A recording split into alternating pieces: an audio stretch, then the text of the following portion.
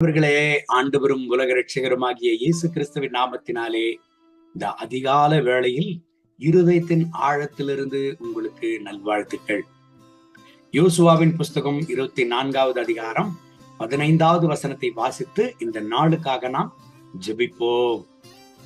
நானும் என் வீட்டாருமோ வென்றால் கர்த்தரையே சேவிப்போம். அன்பு தேவனுடைய பிள்ளைகளை, யோசுவா திட நம்பிக்கையோடு, விசுவாசத்தோடு, மன உறுதியோடு, கர்த்தரை குறித்துதானே ஒரு பற்றுதலோடு ஆண்டவருக்கும் அவருடைய குடும்பத்திற்கும் இருக்கிறதான உறவை அவர் வெளிப்படுத்துகிறார். யோசுவா அழைக்கப்பட்டவர், யோசுவா தெரிந்து கொள்ளப்பட்டவர், கர்த்தரால பாதுகாக்கப்பட்டவர், கர்த்தரால பலப்படுத்தப்பட்டவர். மோசேக்கு அடுத்து ஒரு உன்னதமான கர்த்தருடைய தாசன் இஸ்ரேல் ஜனங்களை வழி நடத்தினார் என்றால் அவர்தான் யோசுவா. ஒரு ஊர்ல ஒரு ராஜா யானையின் மேல சவாரி செய்து கொண்டிருந்தாராம். யானை ராஜாவை ஏற்றிக்கொண்டு மெதுவாய் கடந்து போய் கொண்டிருந்ததாம். ஒரு குறிப்பிட்ட ஒரு பாதையில ஒரு பள்ளத்தை இறங்கி மீண்டும் ஏறுகிறதான வேளையில திடீரென்று ராஜா இருக்கிறதான அந்த இருக்கை அசைய ஆரம்பித்ததாம். ராஜாவுக்கு அருகாமையில் இருந்ததான தங்கமும் வைடூரியமும் இருக்கிறதான பெட்டி சருங்கி கீழே விழுந்து விட்டதாம். உடனே முன்னும் பின்னும் செல்கிறதான மந்திரிகள், வேலையாட்கள் கடந்து போய் அதையெல்லாம் பொறுக்க ஆரம்பித்தார்களாம். ஆனால் ஒரு வேலைக்காரன் மாத்திரம் கடந்து போய் ராஜா இருக்கிறதான அந்த இருப்பிடத்தை ஒரு கையிலும் இன்னொரு கரத்தையும் பலமாய் இருக பிடித்து கொண்டிருந்தானா. ராஜா எல்லாரையும் கவனித்தாராம். ஒவ்வொருவர்களும் கீழே விழுந்திருக்கிறதான அந்த வெளியேற பெற்ற வஜ்ரக்கற்கள், பொன், வைடூரியம் இதெல்லாம் போய் பொறுக்கி கொண்டிருக்கிறார்கள். ஆனால் இந்த வேலைக்காரன் மாத்திரம் நான் இருக்கிறதான இந்த இருப்பிடத்தின் இந்த பலகையை உறுதியாய் பிடித்துக் கொண்டிருக்கிறானே, என்ன என்று ஆச்சரியப்பட்டு அவனை பார்த்து கேட்டாராம். எல்லாரும் கடந்து போய் அந்த வெளியேற பெற்ற பொருட்களை பொறுக்கி ஒரு பெட்டியில போட்டு கொண்டிருக்கிறாங்க. நீர் மாத்திரம் நான் இருக்கிறதான இந்த இருப்பிடத்தை இறுக பிடித்துக் கொண்டிருக்கிறாயே, ஏன் என்று கேட்டாராம்.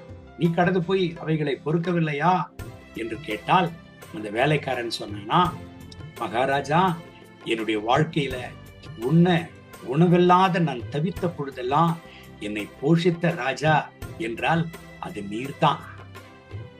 என்னை காப்பாற்றி என் பசியை தீர்த்து, என் பசியை போக்கி, கஷ்ட காலத்துல என்னை ஆதரித்த இந்த மகாராஜா கீழே விழுகிறதற்கு நான் விடவே மாட்டேன். அந்த வெள்ளியும் பொன்னும் அந்த வெளியேற பெற்ற அந்த கற்களை விட நீர்தான் எனக்கு வெளியேறப்பட்டவர் என்று ராஜாவுக்கு சொன்னான். ராஜானுடைய இருதயம் குறித்ததாக உடனே அவனை வாழ்த்தி ராஜாவினுடைய அரசாங்கத்தில், ராஜாவினுடைய ராஜ்யத்தில் ஒரு பெரிய உயர்வை அவனுக்கு கொடுத்து, ஒரு பெரிய உத்தியோகத்தில் அவனை அமர்க வைத்து, அவனுடைய உத்தமத்தையும் அவனுடைய நன்றியுள்ள இருதயத்தையும் பார்த்து ராஜா அவனை உயர்த்தினார். இந்த கால வேளையில எனக்கு அன்பான தேவனுடைய பிள்ளைகளை, உங்கள் சுற்றிலும் அநேக காரியங்கள் நடந்து கொண்டிருக்கலாம். உங்க கண்களுக்கு முன்பதாக அநேக காரியங்கள் நடந்து கொண்டிருக்கலாம். ஒருவேளை இப்படி உங்களையே திசை திருப்ப, உங்களுடைய சிந்தனையே தடுமாறை செய்ய அநேக காரியங்கள் நடந்து கொண்டிருக்கலாம். ஆனால் ஒன்று மாத்திரம் நீங்க மறந்து விடாதீங்க.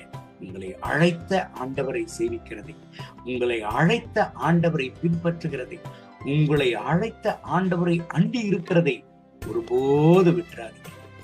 அவர் மாறாதவர். யார் மாறினாலும் உங்க வாழ்க்கையில அவர் மாறாத தேவனாக இருக்கிறார். நானும் என் வீட்டாருமோ என்றால் கர்த்தரையே சேவிப்போம். ஆண்டவரை சேவிங்க, ஆண்டவரோடு கூட இருங்க, ஆண்டவரை கூட வைத்துக் கொள்ளுங்க. ஆண்டவர் நம்மோடு கூட இருப்பார். ஆனால் வெறுமனையாய் நம்மோடு கூட இருக்கிறவர் அல்ல, அவர் நமக்கு கூட இருந்து உதவி செய்கிற தேவனாக இருக்கிறார், நம்மை தாங்குகிற தேவனாக இருக்கிறார். ஏசாயா 41:10 அதைத்தான் சொல்லுகிறது. நீ பயப்படாதே, நான் உன்னோடு கூட இருக்கிறேன். திகையாதே, நான் உன் தேவன், நான் உன்னை பலப்படுத்தி உனக்கு சகாயம் பண்ணுவேன் என்று சொல்லுகிறார். அவர் உங்களுக்கு சகாயம் பண்ணுவார், உங்களை உயர்த்துவார். இந்த வசனத்தின்படி கர்த்தர் இந்த நாள் முழுவதும் உங்களை ஆசீர்வதித்து நடத்துவாராக. கண்களை மூடி ஜெபிப்போமா?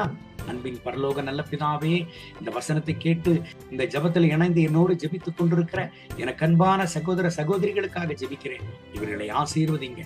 கர்த்தருடைய ரத்தத்தின் வல்லமை இவர்கள் மேல இறங்கி வரட்டும். இவர்களை பலப்படுத்துங்கப்பா. ரத்த கோட்டக்குள்ள முடிமறைங்க. இவர்களுக்கு நல்ல சுகபல ஜீவனை கொடுங்க, ஆரோக்கியத்தை கொடுங்க. கர்த்தாவே, நானும் என் வீட்டாருமோ என்றால் கர்த்தரையே சேவிப்போம் என்று சொன்ன கர்த்தருடைய வார்த்தையின்படி உடைய பிள்ளைகள் இன்னமோ உம்மை சேவிக்க, இன்னமோ உம்மை சேவிக்க, இன்னமோ உம்மால் ஆசீர்வதிக்கப்பட உயர்த்தப்பட கர்த்தர் கிருபித்தார். ஆண்டவருடைய மனதிற்கும் இவர்கள் மேல் இறங்கி வரட்டும். இவர்கள் வாழ்க்கையில, இவர்கள் சுற்றிலும், இவர்கள் கண்களுக்கு முன்பதாக எப்பேற்பட்ட காரியங்கள் நடந்து கொண்டிருந்தாலும் உடைய பிள்ளைகள் மாத்திரம் உம்மை அண்டி இருப்பதை ஒருபோது விட்டுவிடாதபடிக்கு இவர்களுக்கு உறுதுணையாயிரும். இவர்களை ஆசீர்வதியும், இவர்களை மென்மேலும் உயர்த்தும். கர்த்தர் அப்படி செய்கிறதற்காக ஸ்தோத்திரம். இந்த நாள் முழுவதுமே இவர்களை பலப்படுத்தி நடத்தும். மகிமை கனம் துதி உமக்கே. இயேசுவின் நாமத்தில் கேட்கிறோம் நல்ல பிதாவே. ஆமென், ஆமென்.